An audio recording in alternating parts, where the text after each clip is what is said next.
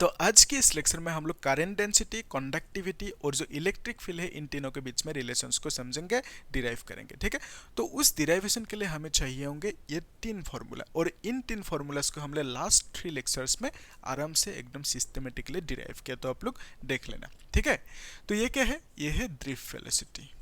Drift velocity, तो इसका meaning क्या है? ये सब तो मैंने समझा है, फिर भी थोड़ा सा समझा देता हूँ, देखो अच्छे से। तो लेट्स से ये एक कंडक्टर है, एक इस तरह की कंडक्टर है। तो यहाँ पे इलेक्ट्रॉन्स रैंडम डायरेक्शन में मूव कर रहे हैं, इधर उधर, है ना, ऐसे ऐसे इधर उधर हर एक डायरेक्शन में इलेक्ट्रॉन्स मूव कर रहे हैं। ठीक है, तो मैंने क्या किया, यहाँ पे एक बैटरी कनेक्ट किया। ओके, उसके बाद क्या हुआ, यहाँ पे ये पॉजिटिव पोटेंशियल मतलब हाई पोटेंशियल है, लो पोटेंशियल है ना, ये नेगेटिव पोटेंशियल। तो यहाँ पे हाई यानी पॉजिटिव पोटेंशियल, यहाँ पे नेगेटिव पोटेंशियल, लो पोटेंशियल। तो हमें पता है पॉजिटिव टू नेगेटिव मतलब हाई टू लो पोटेंशियल एक इलेक्ट्रिक फील्ड फ्लो होंगे, है ना, जिसका वैल्यू है ई। तो इलेक्ट्रिक फील्ड में अगर इलेक्ट्रॉन को रखा जाए तो वो सब इलेक्ट्रॉन मूव करेंगे इलेक्ट्रिक फील्ड के ऑपोजिट डायरेक्शन में। ठीक है, तो बेसिकली पहले ऐसे ऐसे मूव कर रहा था, लेकिन अभी इस डायरेक्शन में मूव करेंगे, हर एक electron left to right move करेंगे। ओके, कौन सी डायरेक्शन में? इलेक्ट्रिक फील्ड की जो डायरेक्शन है उसकी ऑपोजिट डायरेक्शन में मूव करेंगे। ठीक है, और यहाँ पे आप देख पा रहे हो ये जो मूव कर रहे हैं, मूव करना मतलब कुछ वेलोसिटी से मूव करेंगे ना ऑब्वियसली, तो वो वेलोसिटी को हमने क्या कहा? Drift velocity. ठीक है, तो ड्रिफ्ट वेलोसिटी क्या है? It is the average velocity with which electrons are moving in the opposite direction of this electric field. तो ये सब हम लोगों ने अच्छे से देखा था। ठीक है, तो ड्रिफ्ट वेलोसिटी की ये फॉर्मूला आया था, है ना। तो नेगेटिव साइन क्या इंडिकेट कर रहे हैं? तो नेगेटिव साइन बेसिकली यहाँ पे इसको हमने वेक्टर फॉर्म में लिखा। ठीक है, तो वेलोसिटी क्या है? एक वेक्टर क्वांटिटी, इलेक्ट्रिक फील्ड एक वेक्टर क्वांटिटी। तो ये नेगेटिव साइन समझा रहे हैं कि वेलोसिटी और इलेक्ट्रिक फील्ड की डायरेक्शन ऑपोजिट है। ओके, एक दूसरे से ऑपोजिट है। यहाँ पे आप देख पा रहे हो इलेक्ट्रिक फील्ड की डायरेक्शन क्या है? राइट टू लेफ्ट, और ड्रिफ्ट वेलोसिटी की डायरेक्शन लेफ्ट टू राइट। ठीक है, तो यही इलेक्ट्रिक फील्ड और जो ड्रिफ्ट वेलोसिटी के बीच में रिलेशन मतलब ऑपोजिट डायरेक्शन है, उसको समझने के लिए ये माइनस साइन है। ओके, तो अगर फैक्टर फॉर्म में नहीं लिखोगे इसको, सपोज सिंपली आपने वी डी लिखा, तो इस माइनस की कोई ज़रूरत नहीं है। ठीक है, ई ताऊ बाई एम ऐसे लिख दो। ओके, तो ये क्या हुआ? मैग्नीट्यूड हुआ सिर्फ। ठीक है, मैग्नीट्यूड। ओके, तो डायरेक्शन लिखोगे तो फैक्टर लिखोगे तो माइनस देना होगा।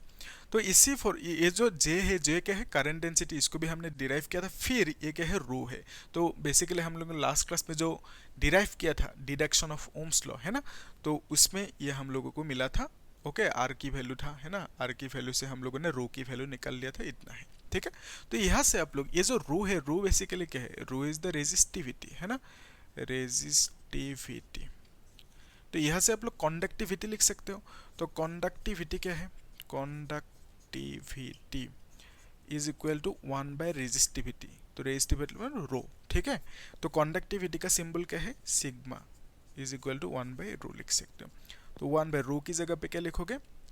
M divided by N E square tau लिखोगे। ठीक है, तो ये ऊपर जाएंगे तो हमें क्या मिलेंगे? N E square tau by M.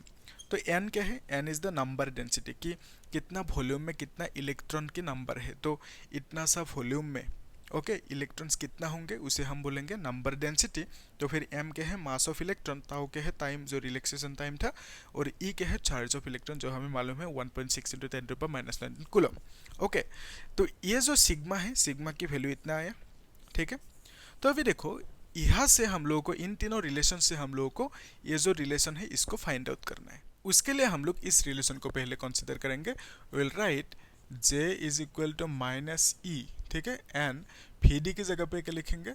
Minus E capital E factor ताऊ बाई एम। ठीक है, जस्ट रिप्लेस कर दिया वी डी को। ठीक है, तो फिर यहाँ पे आप देख पा रहे हो माइनस माइनस कैंसिल आउट होंगे, ई स्क्वायर होंगे, है ना। तो फिर क्या मिलेंगे? एन ओके, फिर ई फैक्टर फिर ताऊ डिवाइडेड बाई एम, इतना सा मिल जाएंगे। तो जे फैक्टर इज इक्वल टू, यानी जे मतलब तो करंट डेंसिटी, उसका वैल्यू इतना है। ठीक है, तो अभी देखो एन ई स्क्वायर ताऊ बाई एम। यहाँ पे देखो ई को मैं थोड़ा सा इधर भी लिख सकता हूँ। ओके, ताऊ लिख दिया, फिर यहाँ पे ई फैक्टर लिख दिया। ठीक है, तो ये जो वैल्यू है इसको देखो, ई स्क्वायर एन ताऊ बाई एम सेम है ई स्क्वायर एन ताऊ बाई एम। तो इसको हम लोग क्या लिख सकते हैं? सिग्मा। ओके, तो इसको हम लिखेंगे ई। तो बेसिकली हमें क्या मिला? current density, okay, current density